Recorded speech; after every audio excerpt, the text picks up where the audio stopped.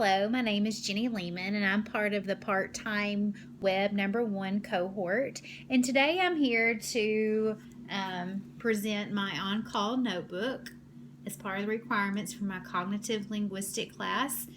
And I'm currently in my medical externship placement right now at a rehab hospital, and I'm actually taking this to work with me, and it is phenomenal. So I'm using it, pulling activities from it, so it's great. What I have on the side are just some references for me. We have the cranial nerve functions, and then I have the parts of the brain actually here, and then all the functions of the brain there, and kind of another visual picture. I really do good with these for support. And then I have a table of contents here that kind of just outlines my book, and then I have my paragraph written, and it basically just sums up to say that I aim to respect, honor the voice, and be receptive of all individuals regardless of religious beliefs, socioeconomic status, cultural backgrounds, or sexual orientation. And then my first section are the cognitive evaluations. And I put here they could be bedside screeners, standardized norm reference tests of cognition, criterion reference tests, behavior rating scales, or assessments from various disciplines. And then I have each one. And even on my table of contents, I kind of lined it up. So I have the brief cognitive rating scale. It assesses concentration, recent memory, past memory, orientation, functioning, and self-care. So I kind of have each one written on there for me as a guide, and then what it assesses. So it'll just be easy. So if I'm working with a patient in a certain area, I could, figure out which test would be best for them. But here's like I said, the brief cognitive rating scale. And then, well, if I can turn the page, I have the cognitive linguistic quick test. It's mainly just kind of a description. Unfortunately, there was not a free version, and we don't have it at my work. But at least I have it there in case, one day I work in a facility, I'll know kind of the different areas it assesses, and I can just put it in my binder. Then I have the clinical dimension rating scale. And then I have the global deterioration scale, the GDS. Then I have the MOCA, and I have it. My supervisor's awesome. She highlighted exactly what I need to say while I'm administering, since it's a standardized test. And there's a copy of it right there. And then I have the RIPA-G right here. And the slums there. And then I just included, I know it's not standardized, but this is the COM-COG eval that we give at the rehab hospital. So I just went ahead and included that too, because it's really good too. It assesses auditory comp, reading comprehension, verbal expression, written expression, memory, problem solving. So it's a good one. Okay, so now I'm getting into the actual different domains of cognition. So my first one is attention, and I have it clearly labeled, and then I kind of have a definition of it. Attention is the ability to focus awareness on a given stimulus or task. And I've kind of started out with my most severe patients to mild in order from that. So this is one of the severe tasks that I have for visual attention. This is what we do at my work for someone who we're just trying to get attention. Just place, brightly colored and have them try to scan. And then like here's like math problems going from addition, subtraction to mix, like crossword puzzles. So starting out pretty easy, and then it gets difficult as we go. And then here's the seek out words from the little word maze. And then we have some visual retention with numbers and visual scanning, more number stuff, manipulation, unscrambling 3-letter words, 4-letter words, ordering letter words. You see, it's getting easy then hard. And then one of my favorite tasks for attention is the trill. Okay, my next is orientation. And orientation is the individual's ability to orient to time, place, and person. And this would be probably for one of my more severe patients. We just give them, like, here's the calendar of July. And I put on there, like, if I was working at the facility, that I'm at Gateway Rehab in Florence, Kentucky. And then we'd help with the calendar for orientation. So that would be one of my severe. Then we have a memory notebook, which would also be for severe, just to reflect on memory and orientation. We have all kinds of stuff. What I did today, my therapy schedule, daily log, medications, address, to do today for orientation. So we have all kinds of stuff. Then like a daily schedule. That way they'll know where they're going each day. Then my third one is memory. And memory is they're traditionally described as short-term or long-term memory or immediate working memory or remote memory. And so this would be for a severe patient.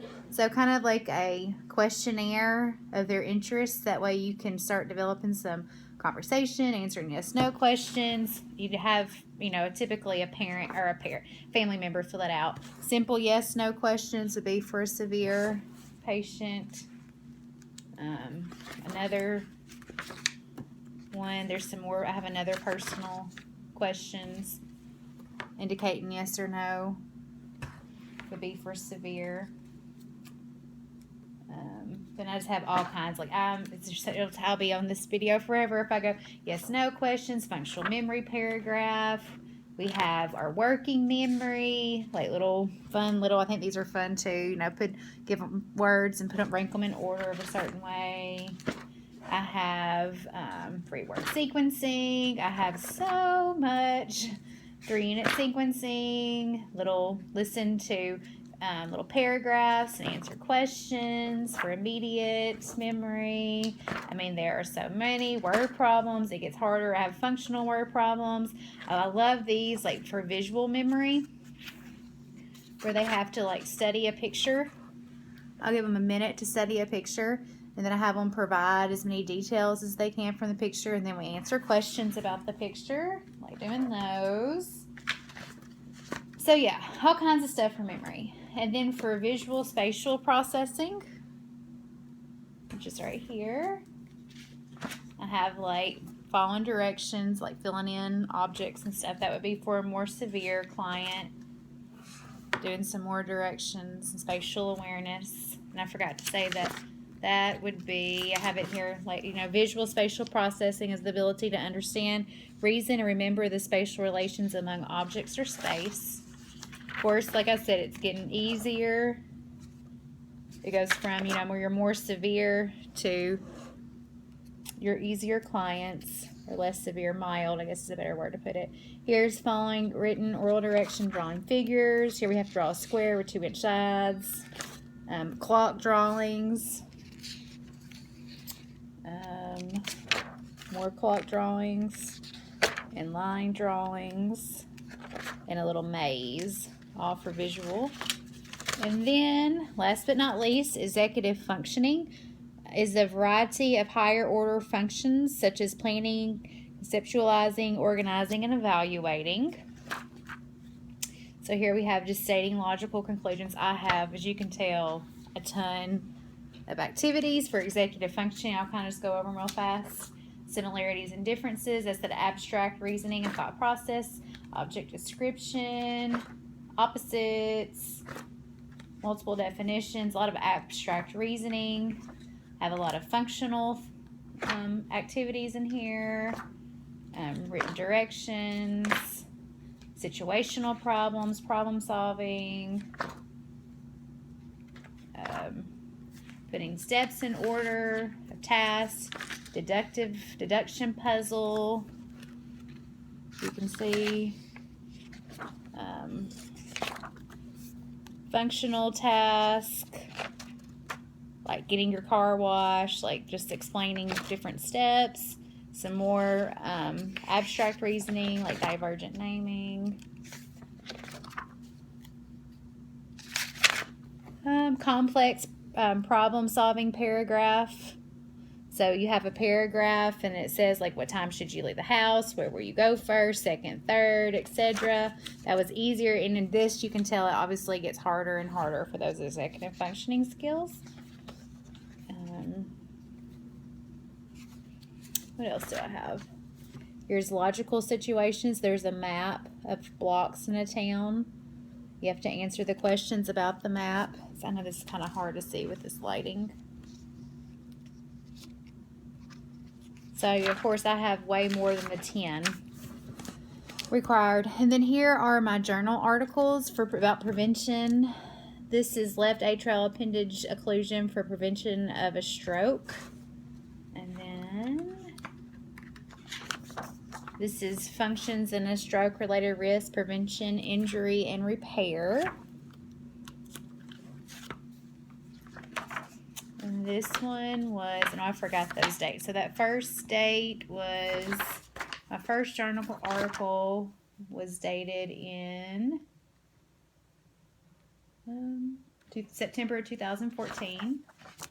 The stroke-related risk, prevention, injury, and repair was August 2016.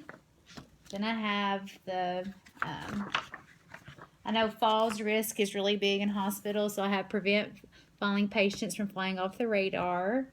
And that was done in 2016.